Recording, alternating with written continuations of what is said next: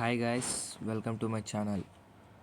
ఈరోజు మనం 10th class SSC examinations first language అయిన తెలుగు మోడల్ పేపర్ చూడబోతున్నాం. బ్లూ ప్రింట్ అంటే ఇప్పుడు 100 మార్క్స్కి ఎగ్జామ్ రాస్తారు కదా, వాళ్ళకి వచ్చే పేపర్ యొక్క బ్లూ ప్రింట్ చూడబోతున్నాం. దాంతోపాటు మోడల్ పేపర్ కూడా. ఇది లేటెస్ట్ 2026 2027ది. ఒకసారి చూడండి.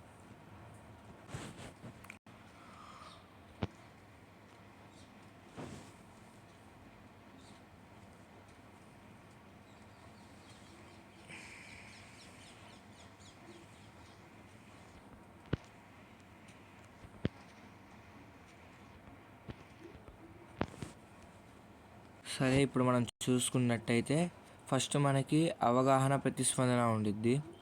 దాంట్లో ఫస్ట్ క్వశ్చన్ ఏంటంటే ప్రతి పదార్థాలు. మనకి పోయిన ఇయర్ అయినా దాని ముందు ఇయర్ వాళ్ళకి పద్యం ఇచ్చి కింద ప్రశ్నలు ఇచ్చేవాడు, కానీ ఈ సంవత్సరం మార్చాడు ప్యాటర్న్. సరే, ప్రతి పదార్థాలు ఇస్తున్నాడు, అది కూడా 8 మార్క్స్కి. ఇవి ఎక్కడి నుంచి వస్తాయంటే పద్య పాఠాల్లో పువ్వు గుర్తు ఉన్న పద్యాలు మాత్రమే ఇవ్వాలి. అంటే మనకి మొత్తం 12 పాఠాల్లో ఫస్ట్ది, థర్డ్ది, ఫిఫ్త్ది, సెవెంత్ది, 9th, 11 ఈ లెసన్స్ అన్నీ పద్య భాగాలు. మొత్తం ఎన్ని లెసన్స్ ఉన్నాయి? 6 లెసన్స్ ఉన్న 12లో 6 ఏమో పద్య భాగాలు. ఈ లెసన్లో పద్యాలు ఉంటాయి. ఆ పద్యాలు మళ్ళీ పువ్వు గుర్తు ఉన్న పద్యాలు మాత్రమే ఇవ్వాలి. ఉన్న పద్యాలు మొత్తంలో పువ్వు గుర్తున్న పద్యాలు మాత్రమే ఇవ్వాలి. మళ్ళీ ఈ క్వశ్చన్కి చాయిస్ కూడా ఉంటుంది, అంతర్గత ఎంపిక ఉంది. అంటే ఉన్న పద్య భాగాల్లో మొత్తం 6 ఉన్నాయి కదా, దాంట్లో ఆ 6లో థర్డ్ లెసన్ అయిన శతక మాధుర్యంలో మొత్తం 11 పద్యాలు ఉన్నాయి. దాంట్లో పువ్వు గుర్తున్నవైతే 5 ఉన్నాయి. మొత్తం 5 ఉన్నాయి దాంట్లో పువ్వు గుర్తున్నవి. ఆ 5లో నుంచి ఒకటి ఖచ్చితంగా ఇస్తారు. ఇక్కడ చూడండి, శతక మాధుర్య పాఠం నుండి ఒక పద్యం ఖచ్చితంగా ఇవ్వాలి. అంటే మనకి 2 పద్యాలు ఇస్తే ఉన్న 6 లెసన్స్లో 5 లెసన్స్లో ఉన్న పువ్వు గుర్తున్న పద్యాలన్నీ చదివితే ఒక పద్యం వచ్చింది. అదే శతక మాధుర్యంలో ఉన్న 5 పద్యాలు చదివితే ఒక పద్యం వచ్చింది. అంటే మనం ఈ 5 లెసన్లు వదిలేసి ఈ శతక మాధుర్యంలో ఉన్న 5 పద్యాలు చదివితే ఖచ్చితంగా మనకి 8 మార్క్స్ వచ్చేసినట్టే. దీంట్లో మనం రాసేటప్పుడు ఒక చిన్న మిస్టేక్ చేసినా మార్క్స్ తగ్గిస్తారు. దీన్ని కొంచెం జాగ్రత్తగా చదవాలి. ఉన్న 5 పద్యాలు, ఫస్ట్, సెకండ్, ఇంకా అలా 5 ఉన్నాయి మొత్తం. ఆ 5 చదవాలి. పువ్వు గుర్తు వేసి ఉంటాయి, పువ్వు గుర్తు కానీ స్టార్ కానీ ఉండిద్ది, చూసుకోండి. అవన్నీ మనం ఆ 5 చదివేస్తే మనకి పబ్లిక్ ఎగ్జామ్లో 8 మార్క్స్ వచ్చేసినట్టే. మీకు అది ఎలా ఉంటుందో తర్వాత మోడల్ పేపర్ వచ్చినప్పుడు చూపిస్తా. సరే, ఫస్ట్ క్వశ్చన్ మనకు అర్థమైంది. మన సెకండ్ క్వశ్చన్ ఏంటంటే పరిచిత గద్య ప్రశ్నలు. అంటే మనకి ఉన్న మనకి ఇందాక చెప్పుకున్నాం 6 లెసన్లు ఏమో గద్య భాగాలు, 6 ఏమో పద్య భాగాలని. 1, 3, 5, 7, 9, 11 పద్య భాగాలు. మిగతా 6 లెసన్స్ ఉన్నాయి కదా, 2, 4, 6, 8, 10, 12 ఈ 6 లెసన్లు ఏంటి? గద్య భాగాలు. గద్య భాగంలో ఉన్న 6 లెసన్లు. ఈ 6 లెసన్ల నుంచి ఒక గద్యం అంటే ఒక పారాగ్రాఫ్ ఇచ్చి దాని కింద 4 క్వశ్చన్లు ఇస్తాడు. ఆ 4 క్వశ్చన్లు 8 మార్కులకి. ఇక్కడ ఏమి ఇచ్చాడు చూడండి, గద్య పాఠ్యాంశంలో అయినా ముఖ్యమైన పంక్తులను ఇవ్వాలి, అంటే ముఖ్యమైన పద్యాలు ఇవ్వాలి అని అర్థం. మనం జవాబు రాసేటప్పుడు చూసి రాసుకోవాలి. జవాబు పూర్తి వాక్య రూపంలో రాయాలి. అంటే మనం ఒక పదంలాగా రాయకూడదు, మొత్తం వాక్యంలాగా రాయాలి. అప్పుడు 2 మార్క్స్ వేస్తాడు, లేకపోతే మనకి 1 మార్క్ తీసేస్తారు. మనం రాసేటప్పుడు చూసుకొని ఒక వాక్యం వచ్చేలాగా రాయాలి ఆన్సర్. అర్థమైందా? థర్డ్ క్వశ్చన్, ఉపవాచకం కాండములను గురించి రాయడం. అంటే ఇప్పుడు మనకి ఒక 4 లైన్స్ ఇస్తాడు, అంటే 4 సిచ్యువేషన్స్. అంటే రాముడికి సీతకి పెళ్ళయింది, రాముడు హనుమంతుని కలిశాడు, దశరథుడికి రాముడు పుట్టాడు. ఇలా ఒక 4 సెంటెన్స్లు ఇచ్చి అవి ఏ కాండంలో చెప్పాలి. ఇప్పుడు ఫస్ట్ మనం ఏమనుకున్నాం, రాముడికి సీతకి పెళ్ళయింది, అది ఏ కాండం? బాలకాండం. అలా ఒక 4 సెంటెన్సెస్ ఇచ్చి అది ఏ కాండంలో రాయాలి. ఇక్కడ చూడండి, ఇచ్చిన సంఘటనలు ఏ కాండంకి చెందినవో గుర్తించి ఆ కాండంలో పేర్లు పూర్తి వాక్య రూపంలో రాయాలి. అంటే పైన ఇచ్చినది బాలకాండకు చెందినది అని రాయాలి. ఒకే కాండ నుంచి 2 సంఘటనలు ఇవ్వరాదు. అంటే ఇప్పుడు మనకి ఫస్ట్ ఇచ్చిన సెంటెన్స్ బాలకాండలోది అనుకోండి, మళ్ళీ సెకండ్, థర్డ్, ఫోర్త్ ఈ 4 వేరే కాండాల నుంచి రావాలి. అదే బాలకాండ నుంచి ఇంకోటి రాకూడదు. సరే, అర్థమైందా థర్డ్ క్వశ్చన్?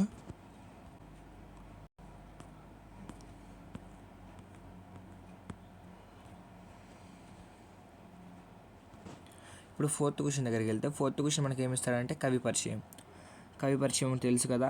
మనం మొత్తం 12 లెసన్స్ ఉన్నాయి. 12 లెసన్ కవి పరిచయాలు చదవాల్సిన అవసరం లేదు. ఇది 4 మార్క్స్కి 12 లెసన్ చదవాల్సిన అవసరం లేదు. ఎందుకంటే ఇక్కడ వాడు ఇస్తాడు పద్యభాగం నుండి మాత్రమే చదవాలి. మన పద్యభాగ లెసన్లు ఏంటి? 1, 3, 5, 7, 9, 11 ఈ 6 లెసన్లో ఉన్నవి కూడా అవసరం లేదు. ఇక్కడ ఇంకోటి ఇచ్చాడు చూడండి, స్టార్ గుర్తేసి, శతక మాధుర్యం నుండి ఇవ్వరాదు. అంటే మనకి శతక మాధుర్యంలో మొత్తం 11 కవి పరిచయాలు ఉన్నాయి. ఆ 11 మనం చదవాల్సిన పని లేదు. అంటే థర్డ్ లెసన్ ఇప్పుడు అవసరం లేదు. మిగతా 5 లెసన్స్లో ఉన్న కవి పరిచయాలు మీకు ఫుల్గా, అంటే ఒక్క మిస్టేక్ కూడా లేకుండా వచ్చేస్తే మీకు పబ్లిక్ ఎగ్జామ్లో 4 మార్క్స్ వచ్చేసినట్టే. సరే, అర్థమైందా?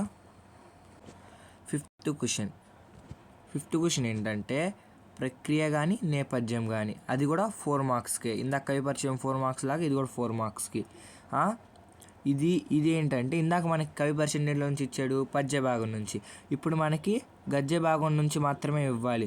ప్రక్రియ, నేపథ్యం దాదాపు చాలా లెసన్స్లో, అంటే second lesson, 4th lesson, 6th lesson, 8th lesson ఈ 4 ప్రక్రియలోనే చదివేయాలి. 10వ లెసన్లోనే 12వ లెసన్లోనే నేపథ్యం కూడా ఉంటుంది. ఆ 2 చదవండి. ఆ 2 మన లక్ బాగోతే నేపథ్యం కూడా ఇవ్వచ్చు. కానీ ప్రక్రియలు మాత్రం ఏ మిస్టేక్స్ లేకుండా అన్నీ వచ్చేయాలి. అవి వస్తేనే మనకి ఇక్కడ 4 మార్క్స్ వచ్చేసినట్టే. 6th క్వశ్చన్ ఏంటంటే పాత్ర స్వభావం అంటే మీకు తెలుసా? అంటే ఇప్పుడు రాముడి పాత్ర స్వభావం రాయండి, లక్ష్మణుడి పాత్ర స్వభావం రాయండి, అలా ఇస్తాడు క్వశ్చన్. ఇది కూడా 4 మార్క్స్కే. ఇదేంటంటే ఉపవాచకం నుండి మాత్రమే ఇవ్వాలి. అంటే మనకు ఉపవాచకం లెసన్స్ ఏమున్నాయి? ఒకే ఒకటి ఉంది, అది కూడా ఏంటి? రామాయణం. దీంట్లో మొత్తం 6 కాండలు ఉన్నాయి కదా. 6 కాండాలు దాంట్లో ఉన్న పాత్రలు ఉంటాయి కదా, వాళ్ళ పాత్ర స్వభావాలు అడుగుతాడు. అంటే ఇప్పుడు దశరథుడి పాత్ర స్వభావం రాయండి, వాల్మీకి పాత్ర స్వభావం రాయండి, రాముడి పాత్ర స్వభావం రాయండి, ఇలా ఇస్తూ ఉంటాడు. అది కూడా 4 మార్క్స్కి. మీరు ఒక్కసారి అన్నీ చూసుకోండి. ఎందుకంటే 4 మార్క్స్ ఇది మనం ఏ మిస్టేక్ లేకుండా రాస్తే మనకి ఈజీగా 4 మార్క్స్ వస్తాయి.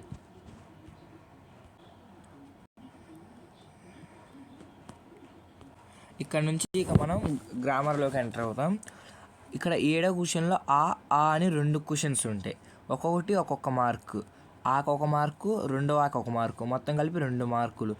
ఏంటంటే 7వ క్వశ్చన్ అర్థాలు గుర్తించడం. అంటే అర్థమైందా? అంటే ఒక పదం ఇచ్చి దానికి అర్థం రాయమంటాడు. మనం ఈ గ్రామర్ పార్ట్ మొత్తం నేను కింద ఎక్స్ప్లెయిన్ చేస్తా. ఈ గ్రామర్ పార్ట్ని కొంచెం పక్కన పెట్టి మనం కింద చూసుకుందాం మోడల్ పేపర్లో.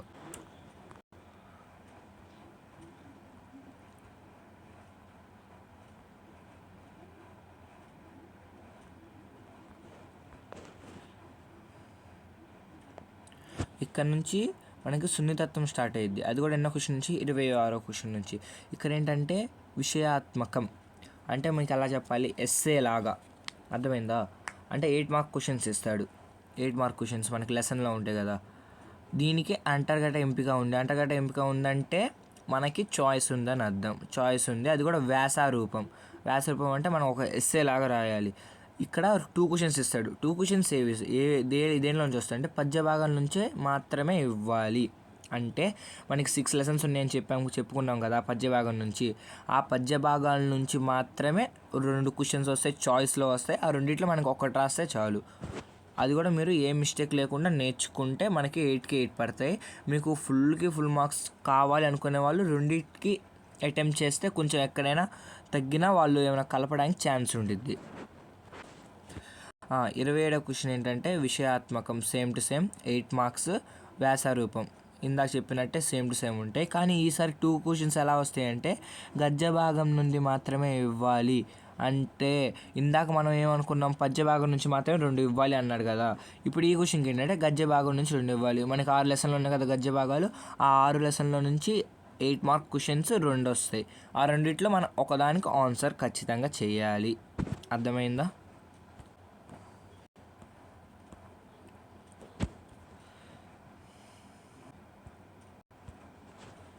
28వ క్వశ్చన్ అలంకారం. 29వ క్వశ్చన్ లఘు గురువులు. ఇది గ్రామర్ కిందకి వచ్చింది కాబట్టి నేను కింద ఎక్స్ప్లెయిన్ చేస్తా. ఇప్పుడు మనం సృజనాత్మకతకి వెళ్దాం. సృజనాత్మకత 30వ క్వశ్చన్. అంటే సృజనాత్మక ప్రశ్న అంటే క్రియేటివిటీ అని అర్థమైందా? అది కూడా 8 మార్క్స్కే. ఇది కూడా ఎస్ఏ లాంటిదే. ఇది ఎలా ఇస్తారంటే ఇది కూడా అంతర్గత ఎంపిక ఉంది. అంటే మనకి చాయిస్ ఉండిద్ది. అది ఒకటేమో పద్య భాగం నుంచి ఇవ్వాలి, ఒకటేమో గద్య భాగం నుంచి ఇవ్వాలి. 2 ప్రశ్నలు ఒకే భాగం నుండి ఇవ్వరాదు. అర్థమైందా? అంటే ఇప్పుడు వచ్చే క్వశ్చన్స్ ఎలా ఉంటాయి, ఒకటేమో ఫస్ట్ 6 లెసన్స్ ఉన్నాయి కదా పద్య భాగం, దాంట్లో నుంచి ఒకటి వచ్చింది. ఇంకో 6 లెసన్స్ గద్య భాగం ఉంది కదా, దాంట్లో నుంచి ఒకటి వచ్చింది. అర్థమైందా? లేఖ, సంభాషణ, ప్రకటన, ఇంటర్వ్యూ, అభినందన పత్రం, కరపత్రం, వర్ణన, నినాదాలు మొదలైనవి. అంటే ఇప్పుడు లేఖ కానీ ఇవ్వచ్చు, సంభాషణ కానీ ఇవ్వచ్చు, ప్రకటన ఇవ్వచ్చు, ఇంటర్వ్యూ ఇవ్వచ్చు, అభినందన పత్రం, ఇవి ఇలాంటివి. అంటే ఇవి ఉంటాయి కదా, ఇలాంటివి మనకి క్వశ్చన్స్ కూడా ఇస్తూ ఉంటారు. టెక్స్ట్ బుక్ బ్యాక్ సైడ్ వ్యక్తీకరణ సృజనాత్మకతలో ఉంటాయి. ఇవన్నీ మనం ఒకసారి చూసుకోవాలి ఎలా రాస్తారు, ఏం చేయాలి అని. వాడే మ్యాథ్స్ ఇస్తాడు, దాని కింద క్వశ్చన్ అడుగుతాడు. మనం లేఖ రాయమంటే లేఖ రాయాలి, ప్రకటన రాయమంటే ప్రకటన రాయాలి, ఇంటర్వ్యూ రాయమంటే ఏది రాయాలి, అభినందన పత్రం రాయమంటే అది వాడు ఏది అడిగితే మనం అది రాయాలి. దీనికి చాయిస్ కూడా సేమ్ టు సేమ్ అలాగే ఉండిద్ది. అంటే ఇప్పుడు మనకి గద్య భాగం నుంచి ఇంటర్వ్యూకి ప్రశ్నలు రాయమని ఇచ్చాడు అనుకోండి, అదే పద్య భాగం నుంచి అభినందన పత్రం రాయమని. అలా మనకి ఇటు నుంచి ఏదైనా ఇవ్వచ్చు, ఇటు నుంచి ఏదైనా ఇవ్వచ్చు. కానీ ఒకటేమో పద్య భాగం అయి ఉండాలి, ఒకటేమో గద్య భాగం అయి ఉండాలి. అర్థమైందా?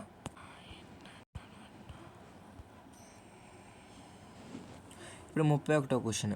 విషయాత్మకతం, వ్యాసరూపం. ఉపవాచకంలోని ఏ కాండం నుంచి అయినా ఇవ్వవచ్చు, ఒకే కాండం నుంచి 2 ప్రశ్నలు ఇవ్వరాడు. అంటే ఇప్పుడు మనకి క్వశ్చన్స్ ఎలా ఇస్తారంటే మనం పైన చదువుకున్నాం కదా 8 మార్క్స్కి వస్తాయని, అలా ఇస్తాడు. ఇది కూడా 8 మార్క్స్కే. వ్యాసరూపం, విషయాత్మకతం అంటే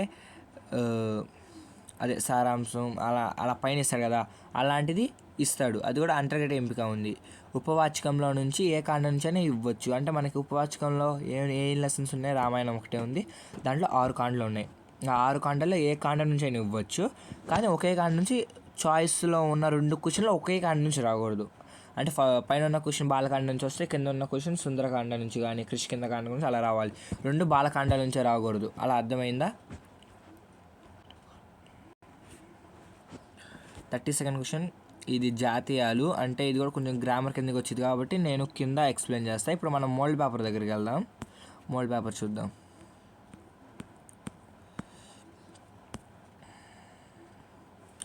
Telugu first language mould paper 26-27 latest year mould question paper.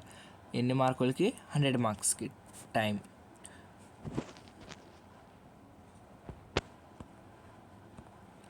ఇదిగోండి. మనం ఇందాక చెప్పుకున్నాం కదా, ఫస్ట్ క్వశ్చన్ మనకి పోయినసారి వాళ్ళకి అంతకుముందు వాళ్ళకైతే పద్యం ఇచ్చి దాని కింద క్వశ్చన్స్ ఇచ్చేవాడు. వీళ్ళిద్దరికి అదే ఈ 2 years వాళ్ళకి ఏమైంది, ఇంకా ఈజీగా ఉండేది రాయడానికి. అదే ఈ 2 yearsకి బ్యాక్ ప్రతి పదార్థాలే ఉండేవి వాళ్ళకు కూడా. వాళ్ళు ప్రతి పదార్థాలు చదివి రాసేవాళ్ళు. కానీ ఒక 2 years బ్యాక్ గవర్నమెంట్ ఏం చేసిందంటే దాన్ని మార్చి ప్రశ్నలు ఇచ్చింది. కానీ ఈసారి వాళ్ళు ఏమనుకున్నారో తెలియదు, కానీ మళ్ళీ ప్రతి పదార్థాలే తీసుకొచ్చి పెట్టారు మనకి. అర్థమైందా? ఈ పద్యం చూడండి, అది ఎక్కడి నుంచి వచ్చింది?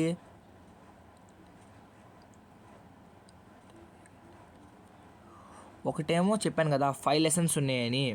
గద్య భాగాలు మొత్తం ఎన్ని లెసన్స్? 6 lessons. దాంట్లో ఒకటేమో శతక మాధుర్యం అంటే 3వ లెసన్.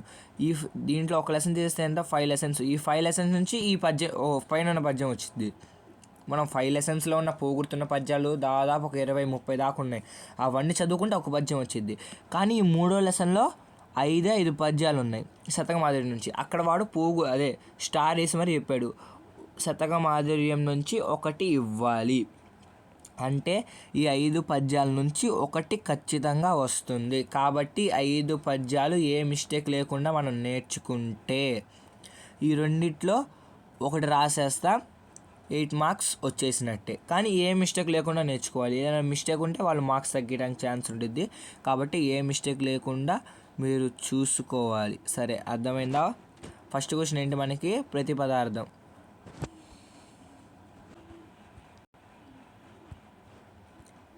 మనకి సెకండ్ క్వశ్చన్ ఏమో పరిచిత గద్యం. తెలుసు కదా, పారాగ్రాఫ్ ఇచ్చి కింద క్వశ్చన్స్ ఇస్తాడు. ఇది మనకి ఎక్స్ప్లెయిన్ చేయాల్సిన అవసరం లేదు, ఎందుకంటే చాలామంది దీనికి ఆన్సర్స్ చేయగలరు.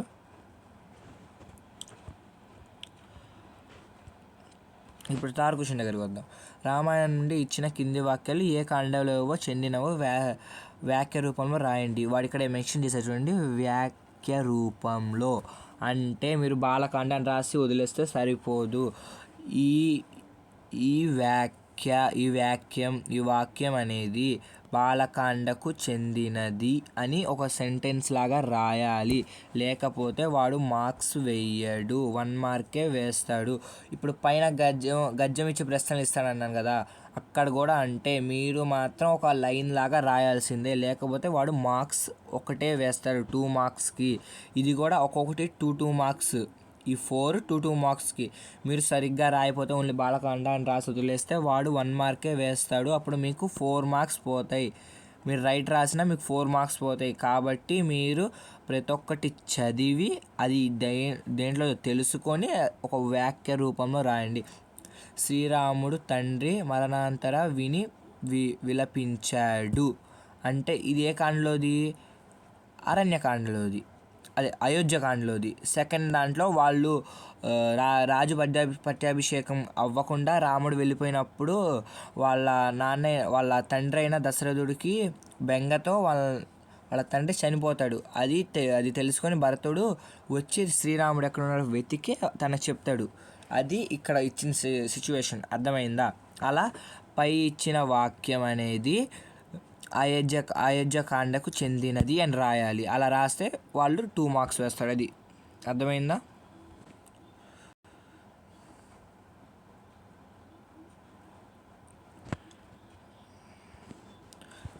ఇక్కడతో 8 మార్క్ క్వశ్చన్స్ 3 అయిపోయినాయి.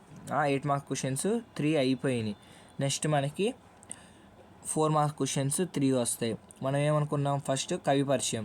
దేనిలో నుంచి వచ్చింది? పద్యభాగం నుంచి. యుద్ధ విజేత అనే లెసన్ ఒక పద్యభాగం.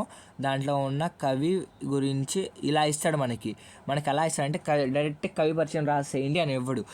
ఇక్కడ ఏమిచ్చాడు? యుద్ధ విజేత పాఠ్యభాగ కవి జీవిత విశేషాలను గురించి సంక్షిప్తంగా రాయండి అని తెలియజేయండి అని ఇచ్చాడు. అంటే ఏంటి? ఇదేంటి ఇలా ఇచ్చాడు, ఇప్పుడు మనం నేనేం రాయాలి అని అనుకోకండి. ఇలా ఇచ్చాడంటే అక్కడ కవి పరిచయం ఇచ్చాడని అర్థం. మనం కవి పరిచయం రాస్తే మనకి ఫుల్ మార్క్స్ 4కి 4 వేయాల్సిందే. ఎందుకంటే ఈసారి వాళ్ళకి క్వశ్చన్స్ ఏవి డైరెక్ట్గా రావడం లేదు, అన్నీ ఇండైరెక్ట్గా ఇస్తున్నాడు. అన్నీ చదవాలి. అక్కడ వాడు లెసన్ నేమ్ మెన్షన్ చేశాడు కాబట్టి మనం చూసుకోవచ్చు. అదే ఒక్కోసారి లెసన్ నేమ్ ఇవ్వకుండా పేరు ఇచ్చేస్తాడు.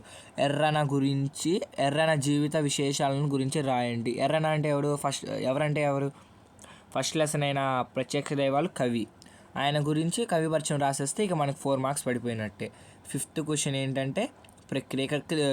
డైరెక్ట్గా ఇచ్చేసాడు. వ్యాసము ప్రక్రియ సమగ్రంగా రాయండి. ఎలా వివరించండి. అసలు ఎలా వచ్చినా మీరు ఉన్న వ్యాసం ప్రక్రియ అంటే అసలు ఎలా ఉందో అలా రాసేయండి. అర్థమైందా? ఏం స్పెల్లింగ్ మిస్టేక్స్ లేకుండా. సుగ్రీవుని పాత్ర స్వభావాన్ని రాయండి. మనం ఏమైనా చెప్పుకున్నాం కదా, ఉపవాచకం నుంచి ఒకళ్ళ పాత్ర స్వభావం వచ్చిద్దని. అలా సుగ్రీవుడు గురించి మనం రాయాలి పాత్ర స్వభావం. అలా మనకి కొన్ని ఒక 20-30 ఉన్నాయి పాత్ర స్వభావాలు. మీరు పైన చదవండి. మెయిన్ అయిన రాముడు, లక్ష్మణుడు, దశరథుడు, ఈయన సుగ్రీవుడు, ఇలాంటివి కొన్ని ఉంటాయి. అవి మెయిన్గా కొంచెం బాగా చదవండి. మిగతా కొంచెం పైన చూసుకోండి. ఒకవేళ వస్తే మిగతావి మనం ఏమైనా కొంచెం సొంతంగా అయినా రాయడానికి బాగుండిద్ది.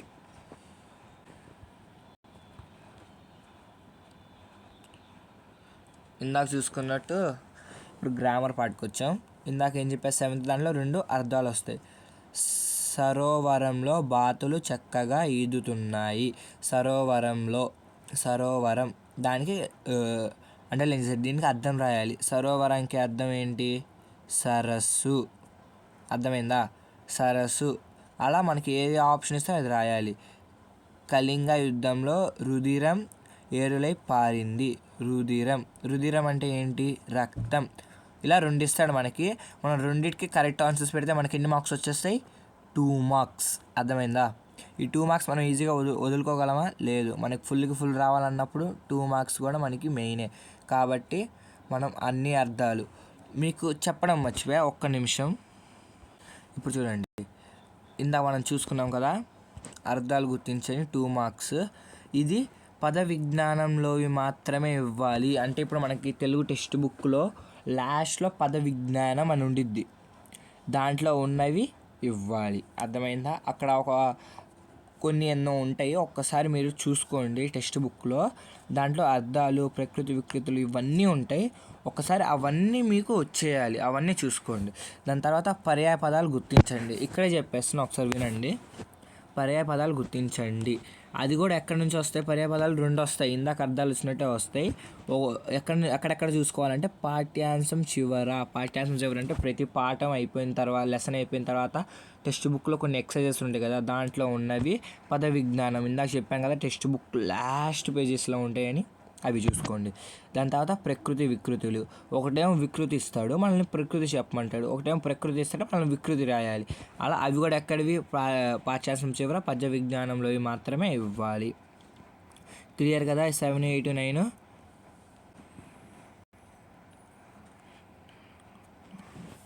10th క్వశ్చన్ ఏంటంటే నానార్థాలు గుర్తించండి. సేమ్ టు సేమ్ పాఠ్యాంశం చివర పద విజ్ఞానంలో మాత్రమే ఇవ్వాలి. దాని తర్వాత వ్యుత్పత్త్యర్థాలు గుర్తించండి. అర్థమైందా? ఇవి పాఠ్యాంశం చివర పద విజ్ఞానం. వ్యుత్పత్త్యర్థాలంటే భాస్కరుడు లోకానికి వెలుగునిచ్చేవాడు, సూర్యుడు అని రాయాలి మనం. అర్థమైందా? ఈ క్వశ్చన్ ఎలా ఉందో ఒకసారి చూద్దాం. మీరు రాయాల్సిన పని లేదు, ఎందుకంటే వాడే ఆప్షన్స్ ఇస్తాడు. భుజగము అంటే కూటిలంగా పోవునది, అంటే పాకుతూ పోయేది. ఏంటది? పాము. అంటే సర్పము. భుజగము అంటే ఏంటి? సర్పము. ఇలా ఆ ఇచ్చాడు. రెండో ఆ ఎలా ఇచ్చాడంటే మనకి సేమ్ టు సేమ్ అది అలా ఇచ్చాడో ఇక్కడ కూడా అలాగే ఇచ్చాడు. నీలి మబ్బులు ఆకాశం ఎంతో అందంగా ఉంది. నీలి మబ్బుల ఆకాశం ఎంతో అందంగా ఉంది. ఆకాశం అంటే ఏంటి? ఇది. దీని ఎండంట సూర్యచంద్రుడు ప్రకాశించగలరు. గగనం. అర్థమైందా? వాడే ఇస్తాడు, ఆప్షన్స్ కూడా వాడే ఇస్తాడు. మనం ఆ ఆప్షన్స్లో కరెక్ట్ ఏదో చూడాలి. అర్థమైందా? ప్రతి ఒకసారి చూడండి, మనకి ప్రతిదీ ఆప్షన్స్ ఇస్తున్నాడు, మనం ఆప్షన్స్ పెడితే చాలు. అర్థమైందా? సరే, ఇవన్నీ సందులు, సమాసాలు, ఇవన్నీ మీరు చెప్పాను కదా. పాఠ్యాంశం చివర కొన్నేమో పద విజ్ఞానంలో ఉంటాయి, కొన్ని ఉండవు. మీరు అంటే సందులు, సమాసాలు పద విజ్ఞానంలో ఉన్నాయో లేదో తెలియదు, కానీ ఒక్కసారి చూసుకోండి, ఉంటే చదవండి. పాఠ్యాంశం చివర ఉన్నవి మాత్రం ఖచ్చితంగా చదవాలి. ఖచ్చితంగా వాటిలో నుంచే ఇస్తాడు, వాటిని దాటైతే వెళ్ళడు. ఖచ్చితంగా నేను చెప్తున్నా కదా. ఇక్కడ 17వ ప్రశ్న నుంచి మనకు ఆప్షన్స్ ఇవ్వాలి. 17, 18, 19, 20 అలా 25 దాకా మనకి ఆప్షన్స్ ఇవ్వలేదు. అసలు ఈ క్వశ్చన్స్ ఏంటో మనం ఒకసారి చూద్దాం.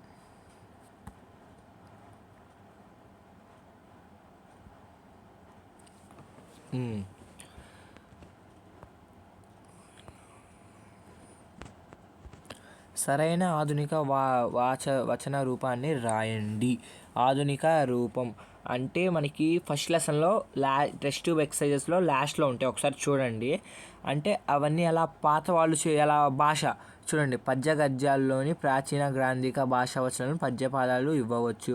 వాటిని సరైన ఆధునిక వచనంలో రాయండి. అంటే మీకు ఎగ్జాంపుల్ చూపిస్తాను, ఆగండి. ఇక్కడ ఏమిచ్చాడు? ధర్మవ్యాధుండు కౌసుకునితో ఇట్లెన్నయి. ఇక్కడ ఇలా ఇచ్చాడు. అంటే ఈ పాత వాళ్ళు మాట్లాడుకునే భాష. ఇప్పుడు ఆధునిక వచనాలు ఎలా అంటే ధర్మవ్యాధుడు కౌసుకునితో ఇలా అన్నాడు అని రాయాలి మనం. ఇప్పుడు 17 క్లియర్ కదా. ఇప్పుడు మనం 18 చూద్దాం. వ్యతిరేకార్థక వాక్యం రాయండి. అంటే ఇప్పుడు మనకి ఎలా ఇస్తాడు అంటే నేను యాపిల్ తిన్నాను అని ఇచ్చాడు అనుకోండి, నేను యాపిల్ తినలేదు. అర్థమైందా? మనం ఇక్కడ ఇచ్చిన సెంటెన్స్కి మనం ఆపోజిట్లో రాయాలి. చేశాను అంటే చెయ్యలేదు, తిన్నాను తినలేదు, అలా ఆపోజిట్లో రాయాలి మనం. ఇలా అర్థమైంది కదా? 18th question. దాని తర్వాత 19th క్వశ్చన్. ఇచ్చిన సామాన్య వాక్యాలు సంయుక్త వాక్యాలుగా రాసి రాయాలి. సామాన్య వాక్యాలను మళ్ళీ సంశ్లిష్ట వాక్యంగా మార్చి రాయాలి. ఇది ఏ పాఠం నుంచి అయినా ఇవ్వచ్చు లేదా సొంతంగా కూడా ఇవ్వవచ్చు. వీటన్నిటిని కొంచెం ఫస్ట్ లెసన్స్లో ఏం రావు, కొన్ని లెసన్స్ తర్వాత మీకు వస్తూ ఉంటాయి. ఒకసారి చదువుకోండి. మీరు ఏ పాఠం నుండి అయినా ఇవ్వవచ్చు, ఒక్కోసారి మీరు సొంతంగా ఇవ్వచ్చు. మీరు ఉన్న పాఠాలు అన్నీ బట్టి పట్టేశారు, మీరు ఎగ్జామ్కి వెళ్ళారు అనుకోండి, వాడు అక్కడ సొంతంగా అయినా ఇవ్వచ్చు. కాబట్టి మీరు బట్టి పట్టకుండా అసలు ఎలా రాయాలనేది నేర్చుకోండి. అర్థమైందా? బట్టి మాత్రం పట్టమాకండి. మీరు ఎలా రాయాలో నేర్చుకుంటే మీకు తర్వాత వాడు సొంతంగా ఇచ్చినా మనం రాయొచ్చు. ఇది కూడా సామాన్య వాక్యం, వాడు సామాన్య వాక్యం ఇస్తాడు, మనం సంయుక్త వాక్యం రాయమంటారు. ఒకసారి చూసుకోండి. మీరు క్వశ్చన్ పైది కిందది పైది రాశారనుకోండి, మార్క్స్ పోతాయి. ఇది 1 మార్క్ది. ఫస్ట్ సంయుక్త వాక్యం అడుగుతాడు, దాని తర్వాత సంశ్లిష్ట వాక్యం అడుగుతాడు, వాడు అక్కడ మెన్షన్ చేస్తాడు, అది మీరు చూసి రాయండి. దాని తర్వాత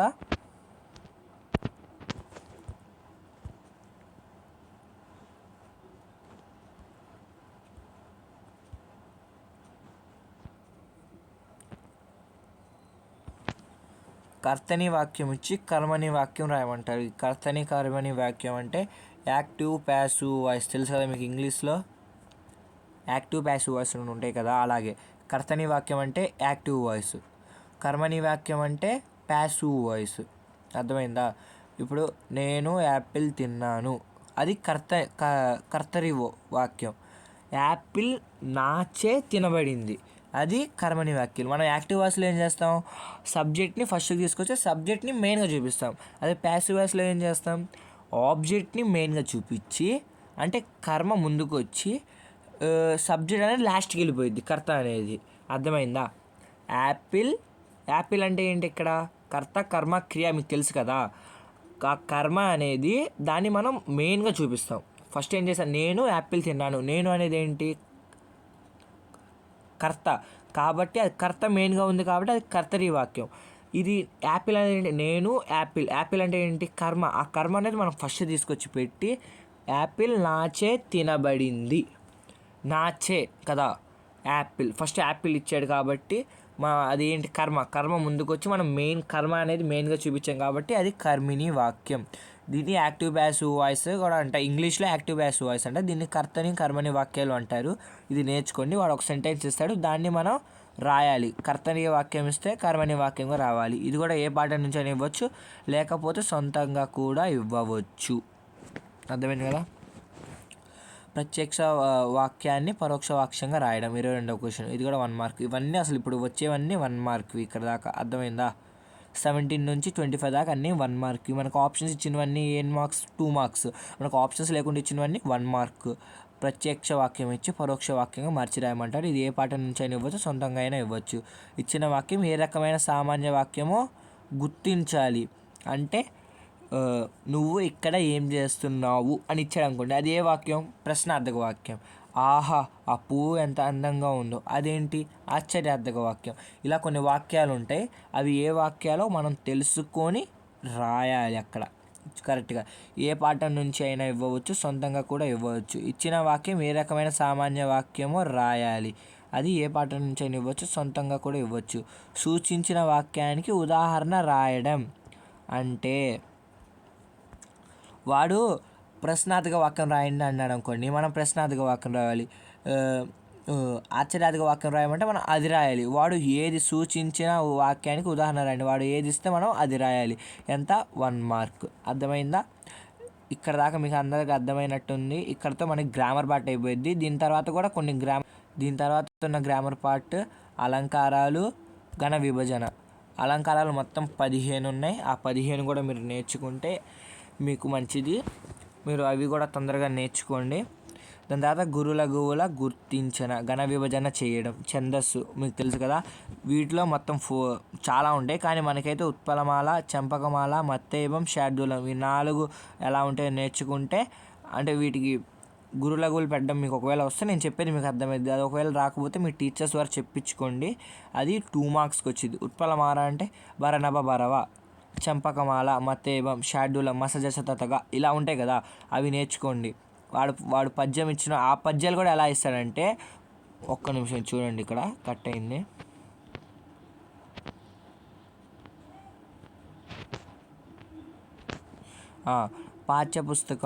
పాఠ్యపుస్తకంలో చుక్కు గుర్తు గల పద్యాలు మాత్రమే ఇవ్వాలి. అంటే మనం ఇక్కడ స్టార్టింగ్ చూసాం కదా, పువ్వు గుర్తున్నవి మనకి ప్రతిపదార్థాలకు వస్తాయని, ఆ గుర్తు ఉన్న పద్యాలే మనకు ఘన విభజన చేయడానికి ఇస్తాడు. సరే, అర్థమైందా?